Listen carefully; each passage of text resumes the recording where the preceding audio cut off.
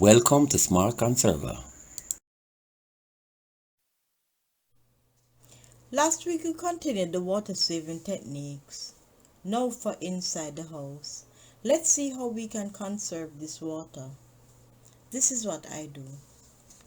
The bathroom and kitchen sinks had the regular water faucet. But the issue I had was the washers would go bad very regularly and it requires changing as it would drip and waste my water.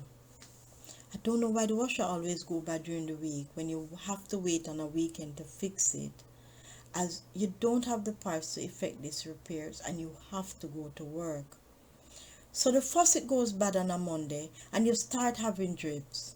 Mind you, the drips get heavier and more consistent in the nights when the water pressure is up. So to stop this leak, you have to be turning off the angle valve underneath the sink.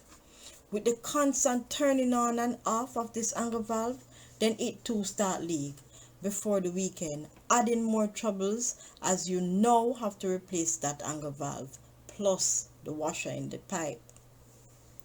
I was tired of this as it appears to happen at least 3 or more times for the year, and you have to fix this quickly or stand the chance of paying a high water bill. Not to forget how tight at times you have to turn off these pipes just to prevent the water from dripping.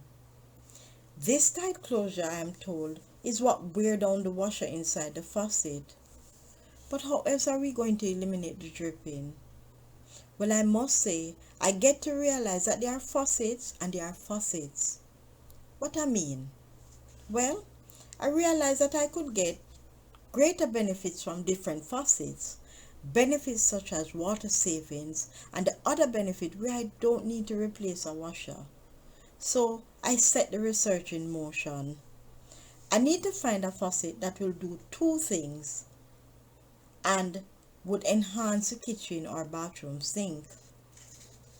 I did find it, and I noticed that the faucets all came with a form of mesh called aerators, and the water came out in a form of frizz. After realizing that in order to save water, that's how the water would come out, I must say, after 4 odd years, I've never changed a washer.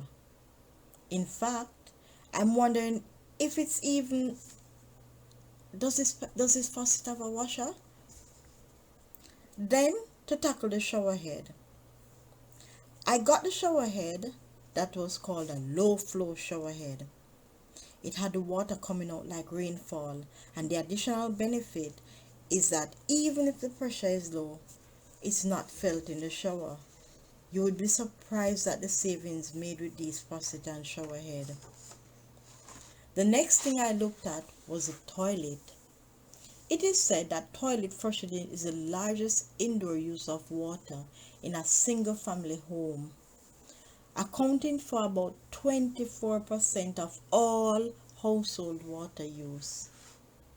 Well, I have two bathrooms, one with the regular toilet and one with a dual flush toilet.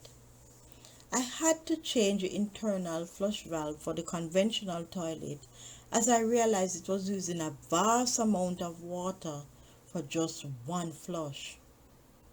The change allows me to have less water in the tank to flush with. After the change, the water bill went down.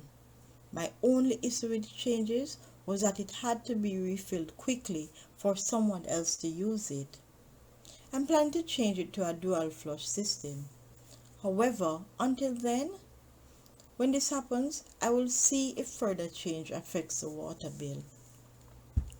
The dual flush toilet, on the other hand, uses a two-stage flush system and use about 20% less water per year than the conventional toilet.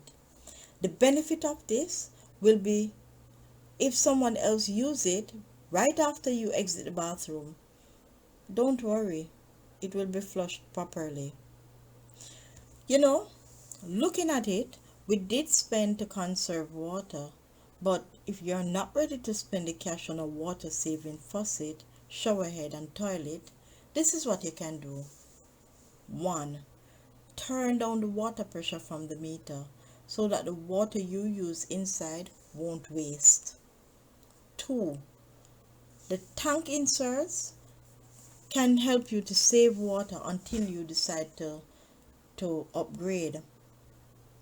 A tank insert can be a plastic bottle filled with small stones and placed in the toilet tank, just to ensure that the tank catches less water.